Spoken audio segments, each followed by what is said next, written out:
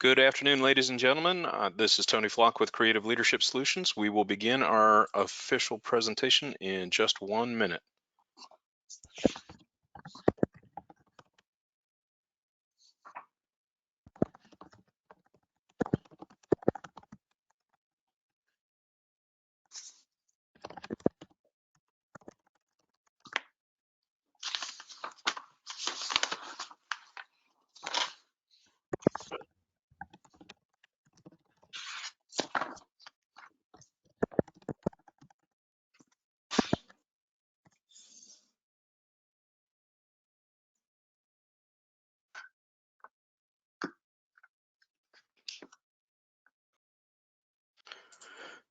All right. Well, good afternoon, ladies and gentlemen. Thank you for joining us today. I am Tony Flock with Creative Leadership Solutions, and I'm pleased to be your moderator as we host a panel discussion on the values of equity and excellence in education. Supporting equity requires a change strategy in which systems intentionally align all functions with improved teaching and learning. We at Creative Leadership Solutions are convinced that equity and excellence must be pursued as twin goals, not as goals competing with each other. Our research suggests how leaders can maintain a commitment to both equity and excellence. As we begin, just a few announcements. All participants are muted due to the size of the audience. However, we do very much welcome your questions, comments, and insights throughout the discussion, and we encourage you to please use the question or chat feature to interact with us. If you have any questions or need technical support, please do not hesitate to reach out to me through the question or chat feature. And today's webinar is being recorded and will be posted to our website shortly. Please feel free to download that recording to share with any colleagues who are unable to attend today. With that, I'd like to introduce Dr. Douglas Reeves, founder of Creative Leadership Solutions. He is the author of more than 40 books and 100 articles on education, leadership, and student achievement. Doug and the Creative Leadership team are providing free webinars for teachers, leaders, parents, and students around the world. Doug. Thank you so much, ladies and gentlemen. We're delighted to have you, and you, with this webinar, now put us more than 5,000 people who have received free webinars around the world. We really appreciate your time and commitment during this very stressful and busy time.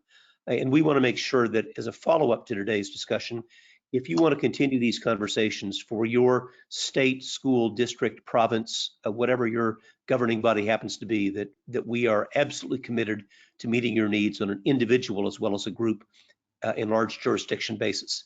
I'm delighted to introduce my colleagues today. Dr. Stacy Scott is the author of Making Equity Work, has been active in equity programs at both Harvard University and Boston University, is internationally known as a scholar in the field of equity. Dr. Kate Anderson Foley has been both a state and district leader in special education with a particular emphasis on educational equity, and has a national reputation for her insights and how she has helped schools and helped districts achieve these goals of excellence and equity for all students. So Dr. Scott, Dr. Anderson Foley, delighted to have you here today.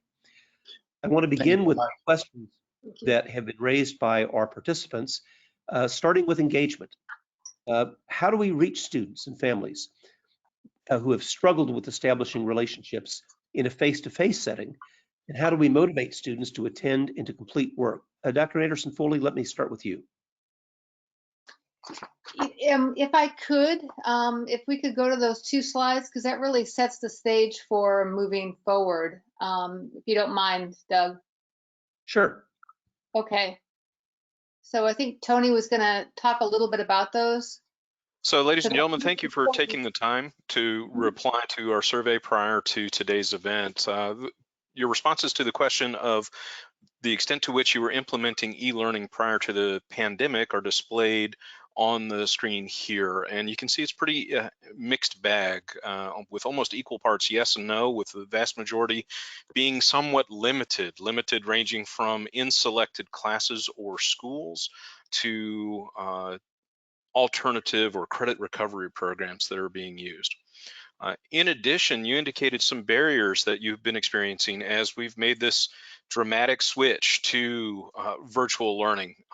some of those barriers include the digital divide. Quite a few people indicated that there's a lack of resource or access to technology, to high-speed internet, to the devices necessary.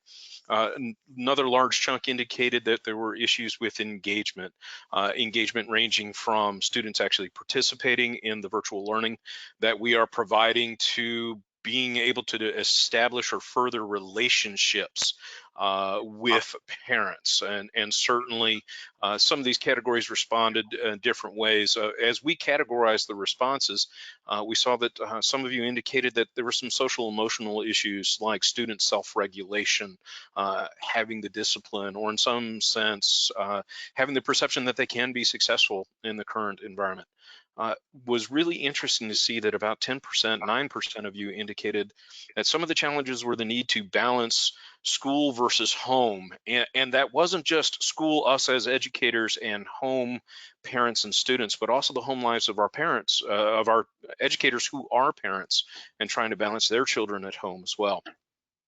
Then two other large chunks of responses: instruction, ranging from the rigor of instruction to meaningful assessments to measure student progress during all of this, and capacity. And this is closely related to the digital divide, but your responses here indicated that capacity issues were not only on the part of our staff having to learn new technology, new platforms, some ways new means of instruction, but also the capacity of our parents and our students to use those platforms in a home environment when they've never had to do so before. So thank you for those responses. We will bear them in mind today as we respond to your questions that you sent in. So thank you, Tony, and thank you, Doug, for indulging me on those couple slides, because that really does set the context, right? And it certainly does. Good catch. Yeah. So let me just No, rephrase. that's fine. That's fine. And I think it points to this overall piece that equity isn't a zero-sum game, right? When we talk about equity, we're talking about advancing all learners. But now we have a bigger pool of all learners. It's teachers, principals, parents, in addition to children. And so now we're going to drill into the engagement. I think in this place that we've been working on reform for so long, but then overnight we were now into a remote world. And because of that abruptness, I think it's real important to step back, understand the context in which your district is working in, your families are working with, your children are working in, and then be able to come back to say, authentically engaging students and engaging families. I think that is the biggest lift, but I don't think we, the collective we, have given ourselves enough time to establish what that new relationship is. And while we're hurrying to get through the end of the year, whenever that deadline is, we have to start to look beyond that crisis and start to think about how do we engage families and children, certainly children, in the environment, and it could be hybrid, all online, however they're going to come back to us. So I don't think it's an all or nothing. I think it's an iterative process when it comes to engagement. But when it comes to engagement with the instruction, that's where the overall, I would say, system needs to move.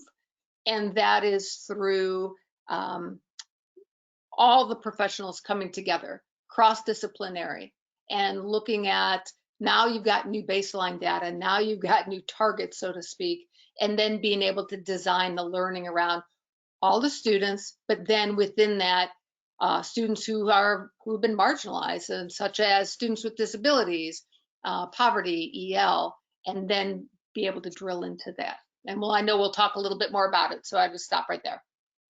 Dr. Scott, you've seen this both as a urban superintendent dealing with disadvantaged students, as well as a professor who is delivering learning online.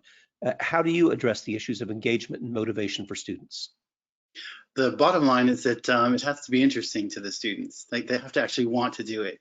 It's interesting to notice that some teachers take the opportunity to try to switch to a virtual learning and just want to hand out web sheets to students, worksheets to students that are the same as what they might have done in the classroom. It doesn't engage students, and they wonder why students are having trouble sort of sending work back.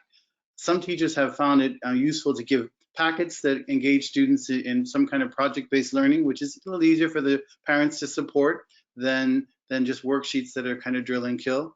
And some have found that they can create office hours or actually schedule regular classrooms.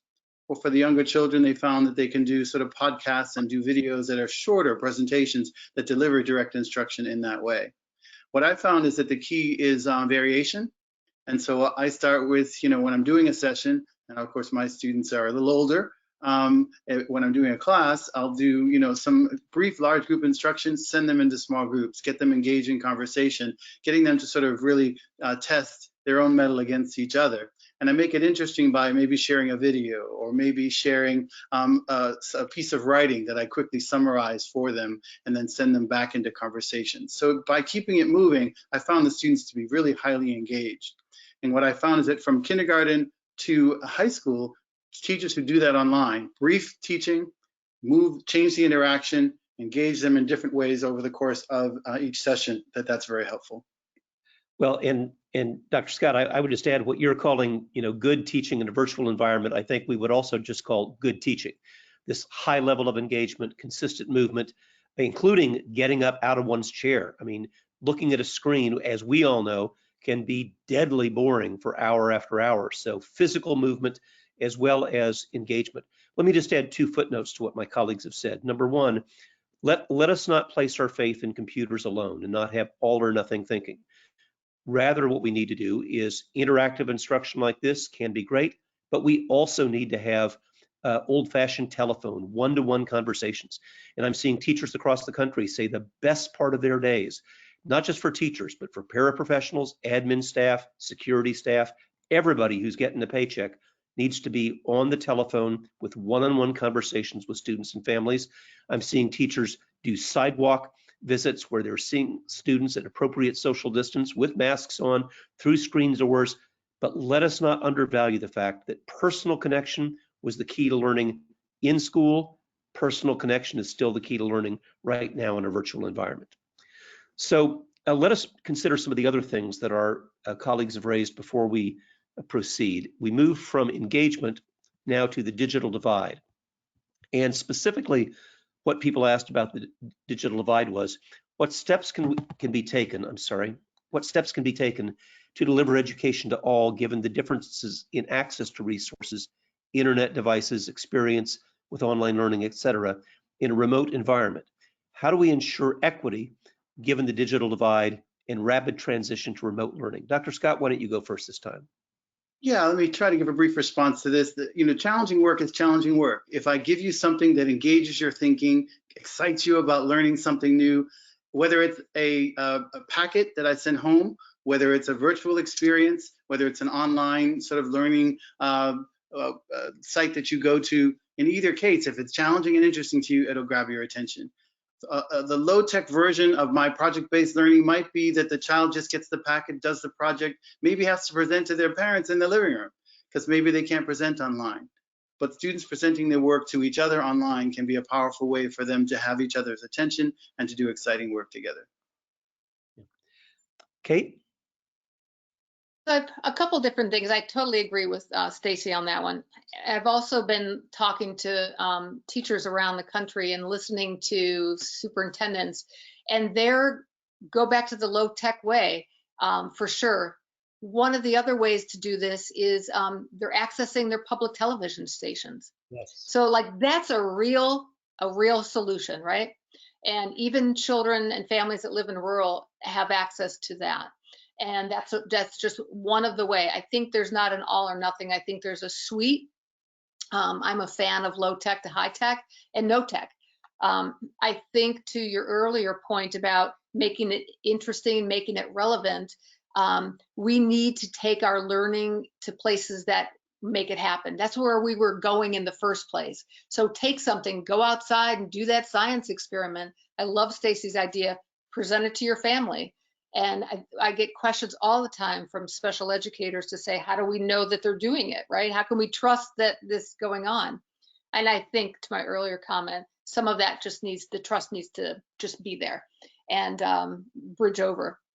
But it's also a way of documenting or learning from the child, learning from the parent what they're able to do. Meaning you can dip in, you can have a student videotape something or record something on a cell phone, email it to the teacher. That's real.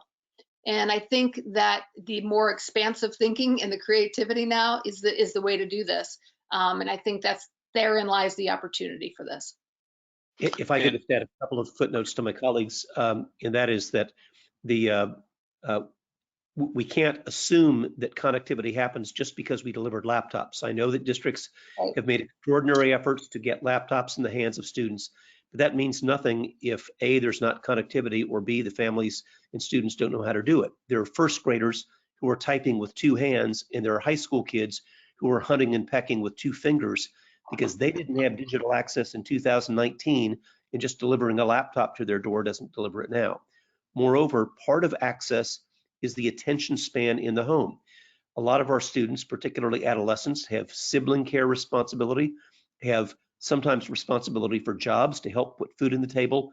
So we can't just assume that because we delivered a laptop, or even if we have technology connectivity delivered through school buses parked around the city. That's great, but let us be careful about making assumptions that delivery is the same as access. Stacy, you were starting to say something. Yeah, I would add just a half sentence to that, that what I found is necessary is flexibility. I've had students deliver extraordinary work, but they just needed maybe a couple more days to finish it because, there's too much confusion going on around them. I've had students that just needed a little bit more support and attention because of the emotional challenges that they're maybe dealing with. And with a little bit of support, they could still reach the same challenging standard, but I needed to be a little bit more flexible in my expectations of them. And if I may pause you all there, a couple of comments and questions related to your discussion have come in. First comment from Christine is sharing of a tool. She references a tool called Flipgrid and says it is a cool platform for students to showcase their work to one another.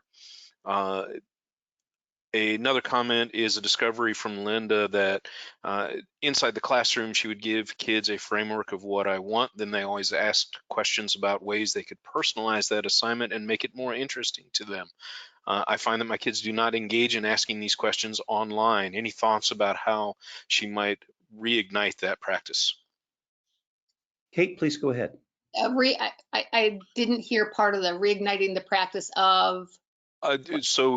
In the classroom, she would present a framework to her students of what she would want, and those students would in turn then ask questions about how they might personalize that assignment. And she's finding that's not happening in a virtual setting.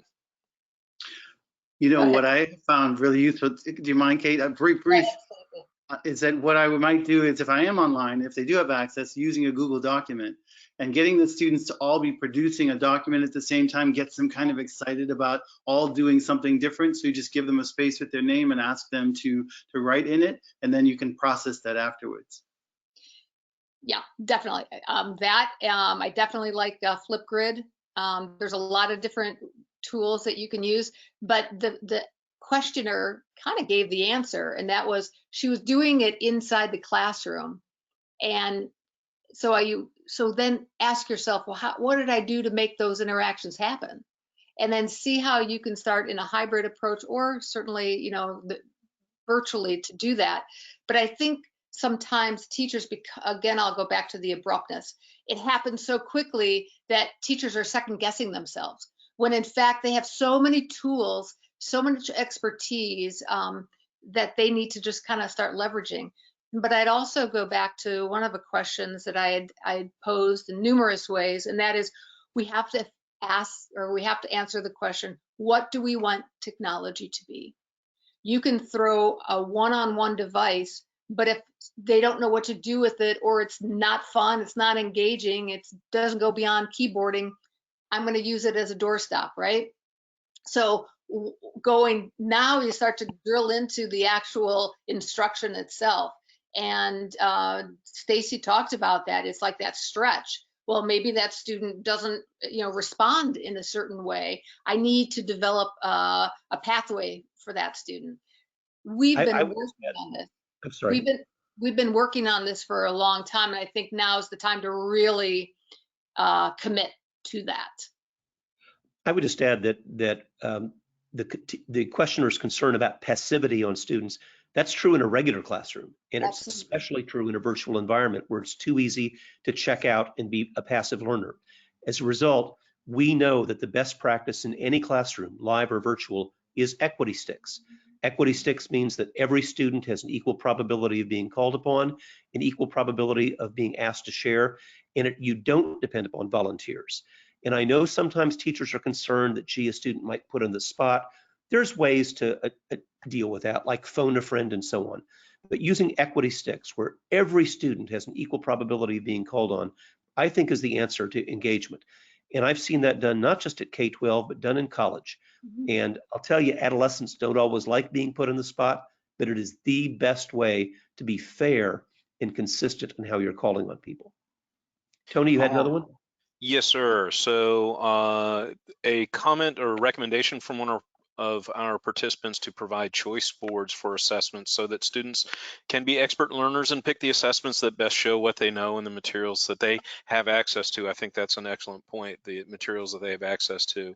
And then a question, in your opinion, how long is it appropriate for each age group to be working on schoolwork each day, including instructional time and homework in this setting? I'm going to start on this one because, as many of you know, I am fairly passionate about this issue of homework. My wise principal used to tell me that the word homework may or may not have anything to do with the word home. Some kids could go home to attentive parents who help them get through the homework, and other kids go home to chaos. And so let's just be blunt about this.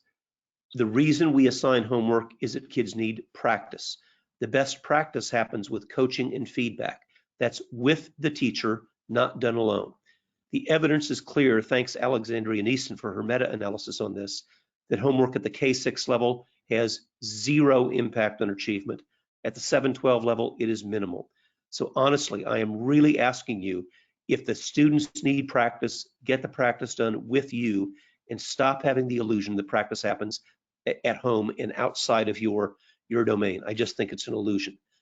My colleagues may disagree, and of course I would respect that, but this is a time for us to really reconsider whether or not homework is coming close to what we think it accomplishes.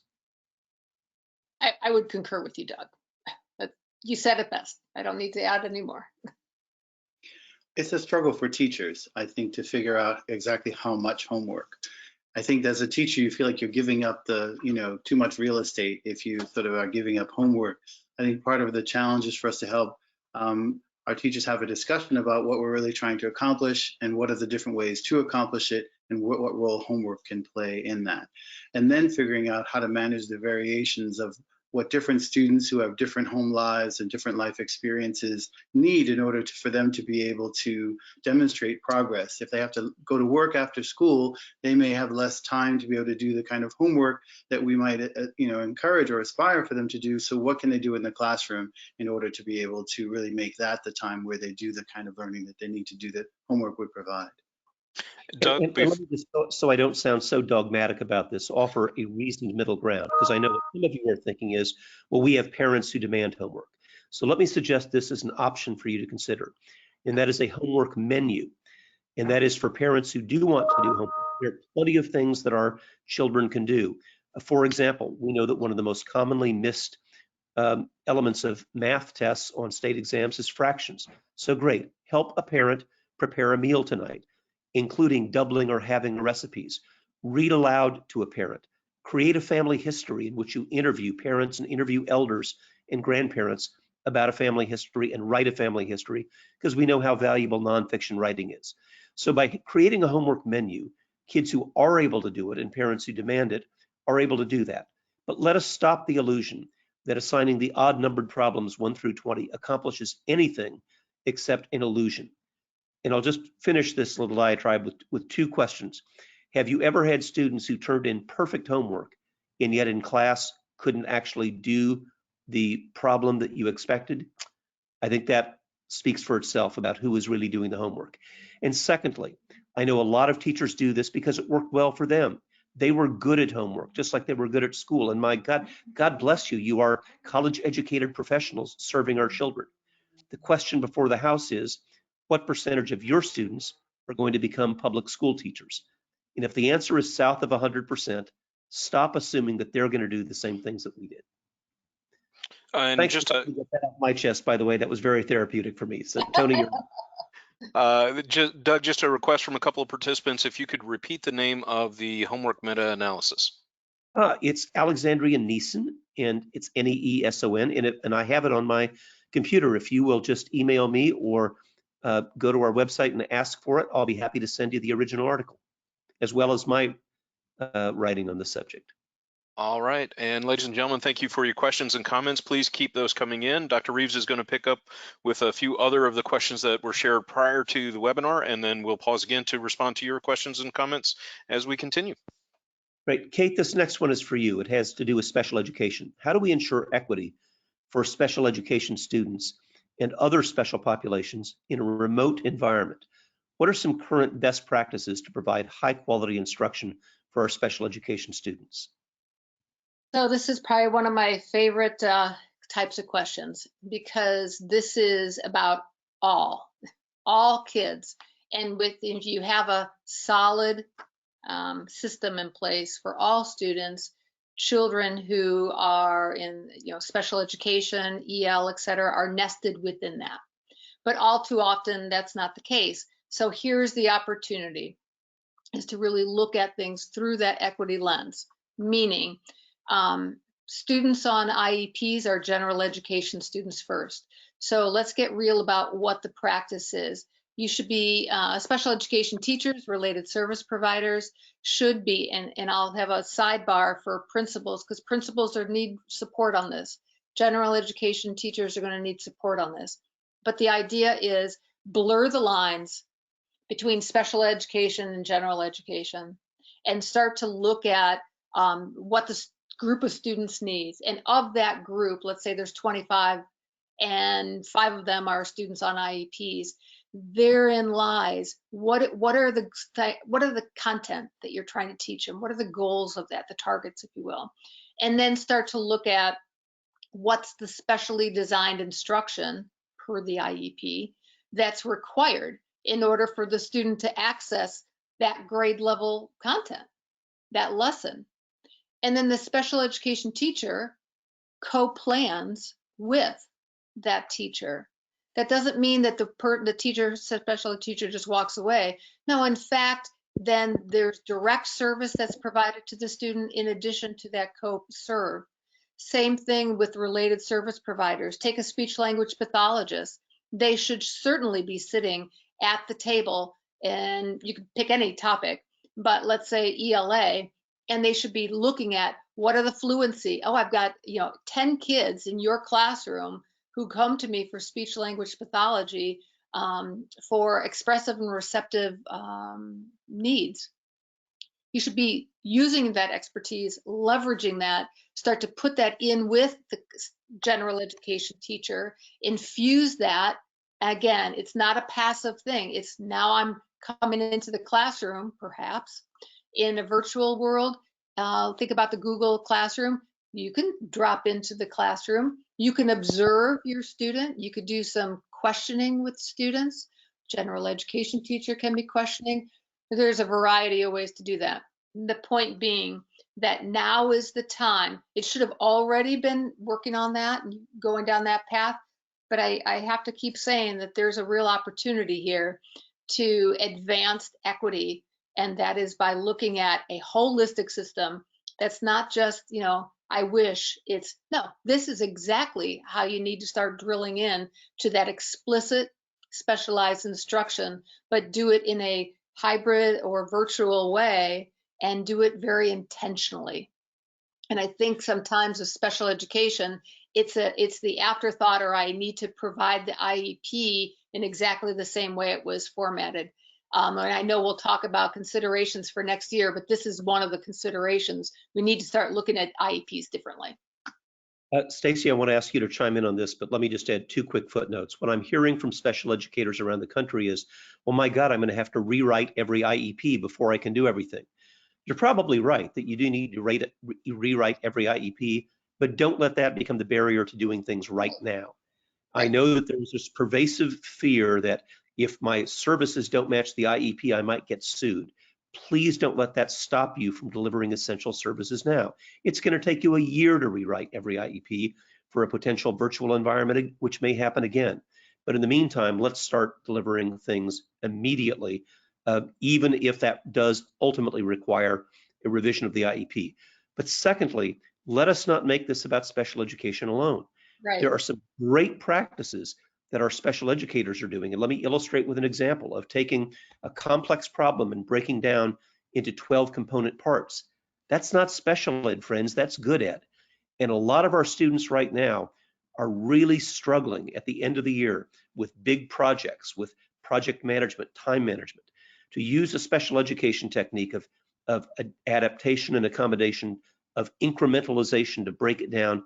That's good for all of our students, and we can really learn from each other. Dr. Scott, what would you add?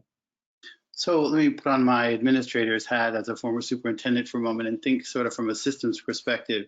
What I often would encourage my district leaders to do is to collaborate across department.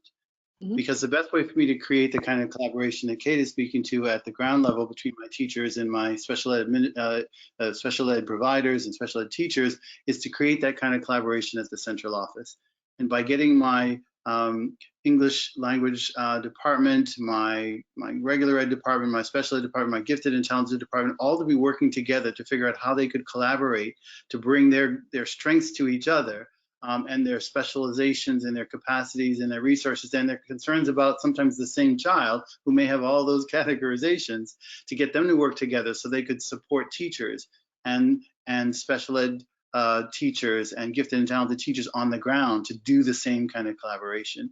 So I think equity kind of begins sort of at home, in a sense, in the central office. When they begin thinking collaboratively, it really makes it a lot easier for the teachers that Kate's talking about to be able to do that on the ground. And before we proceed, the general theme that you're hearing from all of us on this and other subjects is, please do not let the ideal be the enemy of progress. There's a lot of things that we can do that we all admit are not ideal, but they're better than being paralyzed. I'm sorry, Tony, go ahead. No problem. And ladies and gentlemen, I just sent the link to the audience, shared with you all in the audience, the link that Dr. Reeves referenced to the homework. So please let us know if you didn't get that. A couple other questions, folks, have come in as you all were responding there. An interesting point from Bridget. She writes, what about equity for teachers as well? I read about so many teachers parked in parking lots trying to access a Wi-Fi spot. How does that impact, and what do we do about that? Yeah, that's a fascinating question. Kate, you're welcome to go first, Kate, if you're ready. I was just going to say, quite honestly, I mean, that is a barrier. That's a real barrier. What I have been reading and hearing, and I don't know what state the person is from, but the chiefs and the governors are working with companies such as Verizon and AT&T and what have you, and some other philanthropic folks to address this issue. So that's why I said in the very beginning, oftentimes, you know, what are we talking about? Engagement. A lot of it's our educators as well. And so I guess the only thing I could offer is go back to your district or your community and from the mayor to whoever and find those things out, because that is what's going to be needed as we continue on this path. I believe firmly that we will continue to work in a blended way moving forward. And because of that belief, I think we need to have the connectivity and the digital literacy that's going to be required for educators in order to not only do their jobs, but find it rewarding to do their jobs and kids learn. I should just add that this broadcast is happening on May 6th of 2020. This is dead in the middle of Teacher Appreciation Week. We ought to call it Teacher Mental Health Week. Because friends, I can see on the timestamps of the emails you send me, we've got teachers at 5 o'clock in the morning and at 11 o'clock at night, and that's not sustainable. I know you're all heroes, but heroism is not a sustainable model. So what we have to do is make it okay for you to say, the day is over. I'm going to put this to bed. I'll deal with it tomorrow morning. You need family time. You need personal restoration time. So please don't think that you're not being a great professional for failing to burn yourself to a cinder. These 18-hour days are not sustainable, and you got to give yourself a break. Yeah, we don't necessarily, just a brief comment, Tony, we don't necessarily take care of our teachers as well as we need to. And the fact that we have not been as prepared for this moment is also an indication that we weren't thinking ahead. There are those districts that even that were responded to our own survey indicating that they had done sort of virtual online practice days in September, one district said. And there are other districts that they'd already had started using Classroom Dojo. So their communications with parents virtually was already established. They'd already started using online communications with students in ways that they were ready. And so that readiness is a part of what makes, for equitable practice, is just thinking ahead to the challenge. Teachers should be given a hotspot or whatever they need to be able to have access. And we need to think from an equity perspective around what are the differential concerns that our teachers have. Some of them have to go home and take care of elderly parents or take care of multiple children or their nieces or nephews, depending upon their family configurations. And unless we have some sensitivity for that, then we can create a unilateral expectation for all that really doesn't work well. So it does require some flexibility and some thoughtfulness as to how do we treat our teachers well in this situation as well. Can I add one thing? On the other side of that, I got a text from a teacher last night and said there's so many different apps and technology that there's too much. So it's driving them crazy on that side because there's no sanity around what it is that you want it to do, what it is that we're trying to achieve here for our kids. And teachers are getting burned out on that. So I think the plans moving forward bring sanity to that, to say, what is it that we want not only technology to be, but what are the competencies that the adults need to have, and children, but the adults need to have in order to bring that about. Tony, you had some more. Yes, sir. And so Carrie asks, what about students with more severe disabilities, including significant disabilities, who cannot access a virtual platform? So Kate? I did, yes. So we talked about that, I think last month, and I will say this, that as I've continued to survey the states, they've gotten better at providing some resources and free resources. And I just posted on that on LinkedIn today. But the idea is, what are those essential skills? What can you provide to families? So maybe online is just not the thing. Maybe it's a very short piece of that. But you then can replicate some of those materials, such as daily schedules, some token boards, whatever it is that you had already in face-to-face, you can provide to families, but then you've got to instruct families on what it is that it was supposed to do in the first place. And then there are a lot of good resources that I found credible for hand washing, for following steps in a direction, for picking out discrete pieces. So it kind of goes into the academic, goes into the sensory, goes into your adaptive skills for hygiene or what have you. There's a lot of different things that you can replicate. And then you, as the professional, can even video tape yourself doing that skill and sharing it with the family. So it's not an all-in-one, but there are so many free resources that you can actually grab that 5-minute video, embed it into, let's say, a weekly email to family. That can be one way. And the family, again, it goes back to that relationship and communication. The family can tell you, Kate did it, not too well, but I kept on, and by Friday, she got most of it. Okay, what does most mean? Then you can have that conversation with the family and get the data that you need to correct or to get to that next step in the scaffolding. And we'll take responsibility for sharing those resources that Kate has just identified with everybody. So we'll make sure that everybody on this call, as well as our tens of thousands of other followers, get access to those. So if you'll just send those to our operations people, Kate, we'll make sure that's broadly disseminated. Definitely do that.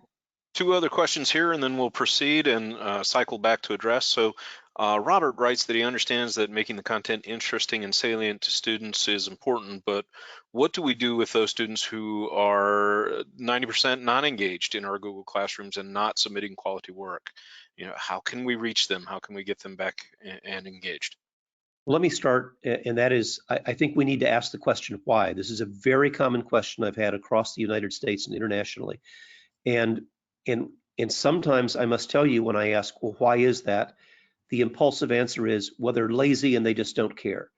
That's possible. But before I fill the silence with my worst assumptions, I really want to ask why. Maybe they're depressed, and a lot of teens are. They're under the covers, and a classic symptom of depression is withdrawal and sleeping. It's possible that they have, as Stacy mentioned earlier, sibling care responsibility, family care responsibility, caring for as their parents are preoccupied with their own jobs, maybe doing some of the things that their parents had done before. So I really think our first obligation is to ask why. Our second obligation, as you heard from my colleagues earlier, is to maybe provide something short of an all or nothing, do this assignment or there's zero credit. I've seen a lot of teachers doing very interesting thing with menus. We know that choice is very motivating, and some students react very well in an electronic environment. Some students would much rather do something that's sensory, that they have the opportunity to work with. So developing a choice of showing what they know might be better than do this or no credit at all. But my initial answer is, don't fill in the silence with assumption. Let's find out what's really going on. Stacy, what would you add? I would go right where you started there. The issue really is, how do I, as a teacher, make an adaptive interpretation of what's happening? Somehow I haven't reached that student. And maybe the student was lost years before, and it has little to do with what I am bringing, more to do with the student, where the student is. I need to find a way to reach the student. So I've got to go down the list of methods that allow me to be able to sort of figure out how to make contact. And I might need that face-to-face time with that student. And maybe I have to do a home visit and stand outside the window because I can't go in the house, or, that's asking a lot. But obviously, even when they're in the classroom or not, I'm looking for a way to connect with them. I might need to connect with their parents first, do an assessment of what's going on for the child, and make an agreement and an arrangement to spend some time with the child just making the reconnection, so that I can see if I can inspire them to come back to class. So it's not easy, and those are difficult students to work with. But my work probably may need to shift to the parents for a minute to figure out what's going on and then come back to the child. There is simply no substitute for one-to-one communication. Telephone, as Dr. Scott said, home visits, and so on. Let me just add this analogy. If this were 2019 and you had a chronically absent student who was not showing up, you wouldn't just do a robocall. You wouldn't just say, sorry, they didn't show up, I guess they're going to drop out. You'd move heaven and earth to contact that child, to contact their parents, to have social workers engaged, to do whatever you needed to do for a chronically absent student, because you know that is the path toward dropout, and that is deadly, literally affects their physical health. It's the same way now. So those students need every tool in the book to be reached, including, as Dr. Scott said, one-to-one. Kate, what would you add? I am right with you on that, and I would add this. We have personnel in schools across the districts who are well versed in home instruction, just like you said, social work. There's another piece of that as well, and there's credit recovery teachers. And those teachers, number one, have used a lot of online platforms in a condensed way. And we should be leveraging the expertise of everybody. And as I've said over and over, this is all hands on deck for this period of time. As we move into the future, that's something else.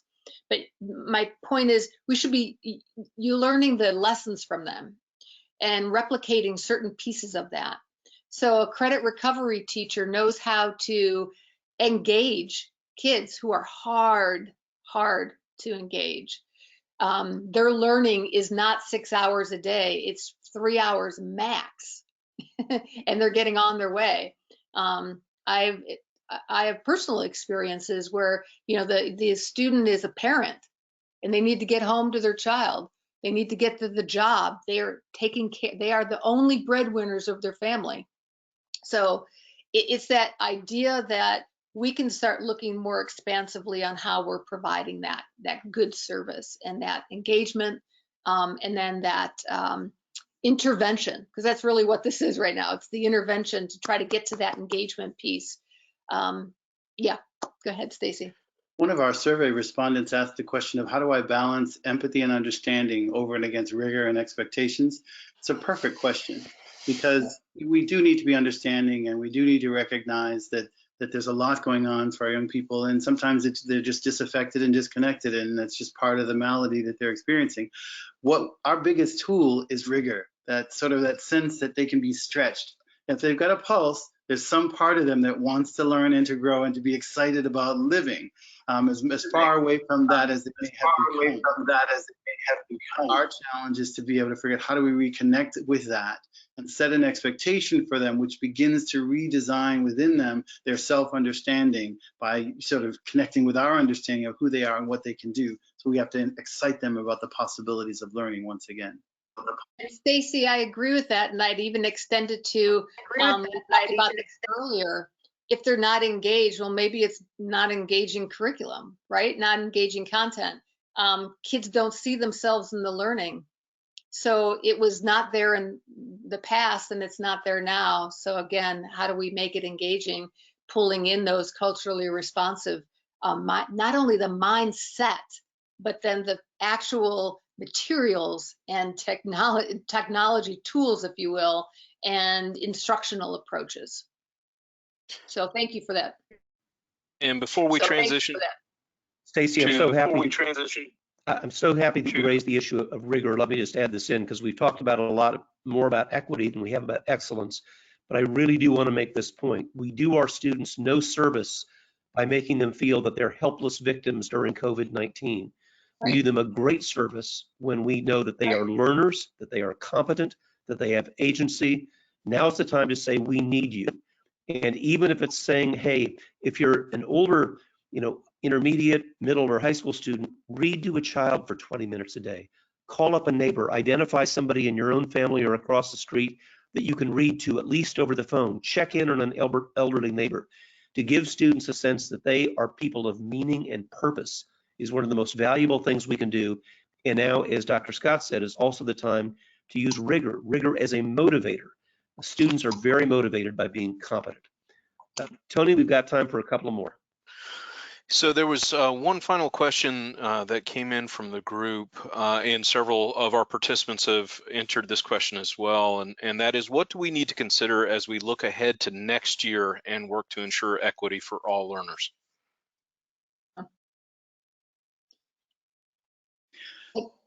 Can I start? I'll start quickly, and that is two things. Just two quick things. Number one, I think now is the time to identify what I've called power standards. Admit that we've got too many standards, not enough time to do them. Next year, we're going to be trying to cover a year of standards, 12 months of standards, with at best 9 months of time. Talking fast is not the option. So this summer is a time to prioritize standards, and I can also provide to our group kind of my ideas on the criteria for doing that. And the second thing is that we need to end this year with a reading and math level for every student. You don't necessarily have to give every K-8 kid a complete report card, but our incoming teachers for the fall of 2020, they need to know where they fit. Kate, go ahead. So I think that what you just said for sure, but I'd take a step back to say we now need to move beyond the emergency, and we need to think intentionally about how we want next year and the years, a couple years into this to look. Again, I'll say, I don't believe that we're just going to open the door come, September after Labor Day and everyone's just going to walk right in, right? But I back that up even more. and one of the questions in that pie graph showed it, were you working on these things before? And a large part was no, or maybe it was limited. Okay, so now I'd say take the lessons that you've learned as a district, as a school, superintendent, whatever it is, and start to bake those into the plan. Every district, every state needs to have a pathway forward, an e-learning plan, so to speak, not as a contingency plan, not as a, I've heard this a couple times, a reentry plan. We should not be thinking about things, to me, that's more fixed in that sense that there was something wrong and now we're back. And I think we're in a new dimension, and I don't think that that's all bad. But I would say that principals need extraordinary support in helping their schools configure, understand what it is that this new world is. Maybe it's new world in some aspects, maybe it's not. Maybe it's new to some kids, because remember, some kids don't get all the good stuff that every other kid gets. And we need to start rephrasing that to say, what are we doing for all kids? How are we then circling and scaling up for kids who might need more support? You think about that system of support, well, it needs to be there no matter what platform you're looking at, physical, virtual, hybrid, whatever. Again, if we're talking about tiered support, the best tiered support is a very, very strong tier 1. So again, going back to what we know as educators, but principals are going to need to know what it is that they need to lead, and they need professional development. Teachers need professional development. So I would say that schools right now need to start looking at where they want to be this time next year, and what professional learning do they need. And because now, I'll throw in the financial pieces of this, that we know across the state or across the country, financial impacts are going to happen. And there's going to be X amount % that's going to be taken off of your budgets from the state and down into the districts. Well, we need to then all come together to say, what's the most powerful way that we can utilize that money to advance learning for all kids? And then start to, again, go into that new way of doing things. I guess I would say we need to look at it for all, but we need to look at it for students on IEPs, English learners, kids who have been historically marginalized. We know who they are, and that's not okay. And if we're talking about equity, well, this is the opportunity that I think is it's right here in front of us, and that we can't miss this opportunity right now, because I guarantee businesses are already doing these things, and educators need to get there too. Yes, I'd love to jump in. Doug, you're muted there, by the way. Yes, last words, please. I think Kate's response is a mic drop response. I mean, that's an excellent, powerful response that I want to echo. Before I do, Doug, maybe if it's possible to have some kind of a link or something that's an article for power standards that we could drop into the chat, that might be very useful. But to respond to the question, I think that this has been a horrible crisis. I mean, the many of us that we've lost family members in the midst of this, and so there's lots of challenge and transformation that, of course, we're all experiencing, and that has its challenge. But this, like any crisis, to me, is an opportunity. And what I'm excited about in the midst of the mourning for our losses as a world and as families is the prospect of transformation, which I think Kate spoke to very nicely. The prospect that we could come out of this with some things that are different than what we've had in the past. And the two things that I would imagine that I'll speak to in terms of transformation would be, first of all, that we could possibly move away from the siloing of education, where all of our subjects are, we do math, and then we do ELA, and then we do science, and the notion that we could integrate in some different ways, project-based integration, and just thinking about how we could teach differently. To me, I'm hoping that we're on the horizon of that different kind of thinking. The second thing is to not necessarily lose what we've learned about virtual learning and online learning, to take some of this with us. Sometimes I wish that, you know, high schools in the 11th and 12th grade were doing like a quarter of their learning maybe online, because the students are either out working in the field or in some way connected to, you know, the community, or in other ways learning that bring learning to life in some new and exciting ways. We've been focusing at Creative Leadership Solutions on differentiated instruction as one of those things we know we have to continue to support teachers to build the capacity to differentiate so they can do equitable teaching, differentiating between the different needs that students have in the classroom. So we continue to support that kind of learning and want teachers to get the kind of people that Kate spoke to so that they can be stronger for the work that they want to do. Yeah, thank you, Stacy. I think that sums it up very, very well. And I have, at Tony's suggestion, just sent out a brief essay that I wrote about power standards, the 3 criteria for how to do those, and we'll share those with all of our audience as well. As we close, I just want to, number one, thank you for your time today. I know how busy you are, and probably another hour of screen time is not what you had hoped for, but I hope we've done our best to make this valuable for you. We have, as our colleague Tony Flock said, recorded this. You're welcome to share this and all the resources that we have at Creative Leadership Solutions. We have videos, we have articles, we have tools. They're all free, and we hope that you'll share those with your colleagues. In addition, we have done specialized webinars, not only on equity and excellence, but some on grading and feedback during this. That's a very hot topic right now. Dr. Anderson Foley has led webinars on special education and the particular challenges that are there. And we're also happy to speak with you. We've done these on a statewide basis for areas like AEAs, like BOCES, educational service organizations, whatever the regional organization is for you, and also for individual districts. So whatever your formation is, large or small, we are here to help you. And I hope you'll count on us as we work together to get through this crisis and see each other on the other side. So thanks everybody for listening. We really appreciate you and appreciate your commitment to our children. Have a great rest of the day. Thank you. Take care, everyone.